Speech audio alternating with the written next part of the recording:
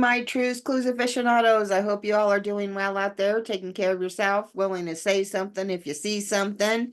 Cha-Cha and I have been having a wonderful day. I have been working all day long on getting my gift packages together for the contest that I'm having to celebrate my birthday month. Um, I'm excited. I put a lot of hard work into the designs that I've made. I hope you guys like them. I hope and pray that you will participate in the contest. I mean, who doesn't need a new cup that, yeah, it has my logo on it, but they're badass logos. And I also have some gift bags that I made and little makeup bags or little 420 bags, if you want to call them as such. But anyway, this brings me to being a teenager and going to school and all the hardships that come along with having friendships. And I moved around quite a bit when I was growing up, so I didn't have the long-lasting friendships that many people did. You know, I had friendships, but then you look back, you wonder. I do feel there's levels of friendship, there's levels of relationships in life. Some of them are more deeper, and maybe one person thinks it's deep relationship, the other one does not. And that takes me to the case that I want to talk to you about tonight. It was about a couple of teenage girls that grew up in Fort Worth, Texas together. A teenage girl led police to the body of a longtime friend after telling law enforcement that she and three others had expired the young woman for telling authorities about a burglary that she knew about. Very interesting story there. Christine Smith, who did tell the police that her longtime friend Misty Mayo had been R8 in an alley and disappeared with her 4-month-old son, recanted her story, law enforcement said. They had grown up in Fort Worth, Texas together and ended up with the wrong crowd. Christine ended up carrying a little one at the age of 15. However, that didn't come to fruition. The family was extremely upset with her because they didn't like her choice of background for baby's daddy, so they kicked her out. When they kicked her out, she went and was living at Misty's house. I guess she spent most of her time at Misty's house anyway, due to the bad living conditions at her house, or just the erratic conditions. She didn't like her home life, so she would spend a lot of time over at Misty's. They considered her just like another family member. So eventually, Misty ended up, having a little baby too. And she had initially ended up leaving Fort Worth at the age of 11. Her brother ended up getting homicidally expired. So the family didn't like that they happened, needed a change. They moved away for a while and eventually came back to that area. When they came back, I guess Misty had already had a man that she was seeing. He lived in Fort Worth, and that was baby's daddy as well. So she wanted to go back to Fort Worth because she wanted the son to be close to baby daddy, and she wanted to be close to baby daddy too. So Christine, interesting. I think she was a little bit of a follower. She went out there and she said she was doing just everything for Misty and the baby, that she was just so happy to be there because she just wanted to do whatever she could to help the baby. Okay, fine. It seems a little like, okay, you lost yours. Maybe you're living vicariously through your best friend's baby, maybe. And then your best friend has this relationship that she's trying to nurture and grow, and you're there just taking care of the baby. So would there be resentment maybe that she doesn't want to share, or maybe she feels bad in having? But I think she did have some type of resentment going on there. So Misty's daddy's baby was known as Psycho. And I guess he had issues of his own, but he was always upfront and out loud with Misty about what his issues were, and they just cared about each other. You know how it is, heart wants what the heart wants. You can't necessarily choose where your heart goes.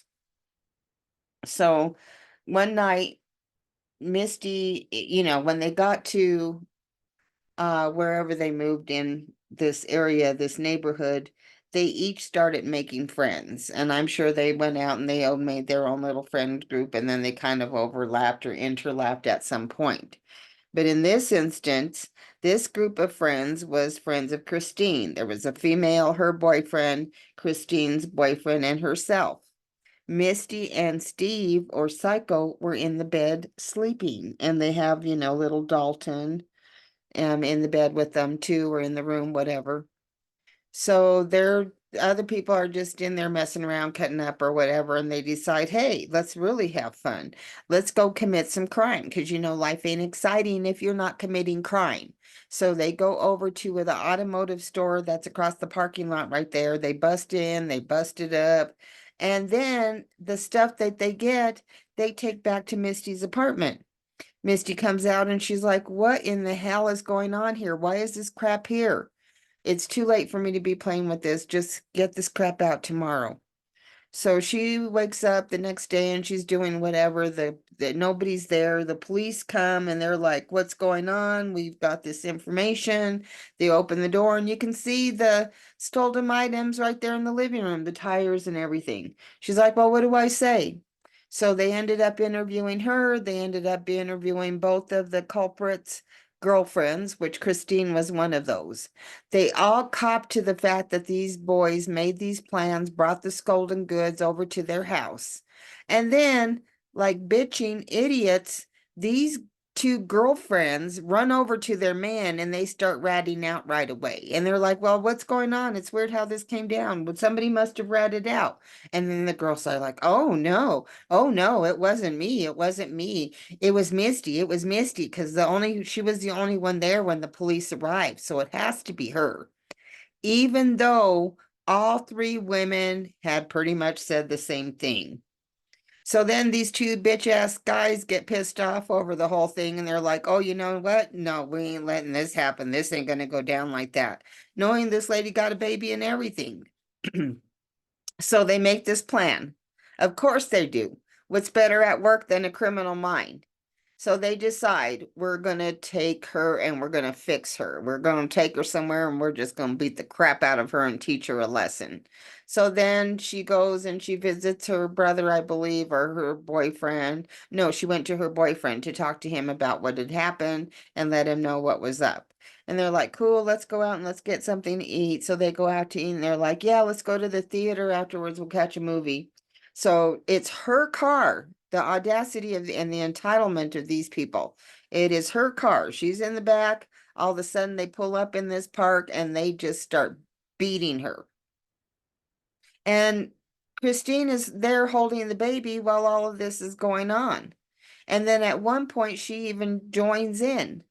And at a certain point there, she's like looking at the girls thinking, like girl code, try to save me, do something. No, they just join in. So all this people are in there just beating her down. She's on the floorboards and she's just taking it.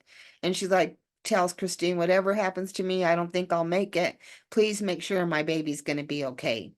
So of course she doesn't make it out of the situation. They end up duct taping her whole head until she can't breathe anymore and can't breathe at all ever again. And then they take her body somewhere and they rip her clothes off, I guess trying to save evidence or trying to get rid of evidence. And then they pour oil on her body, hoping that that gets rid of any fingerprints on her body. And they dump her there and they leave her. And then they go and they leave the baby somewhere. And then when everybody's looking for her, Christine goes and tells them, hey, I know that she got essayed in the alley, and then after that, she just took her baby and she bounced. Really? That's how things work?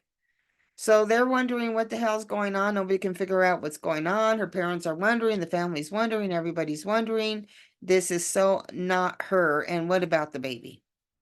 So eventually, guilt takes this crazy bitch over.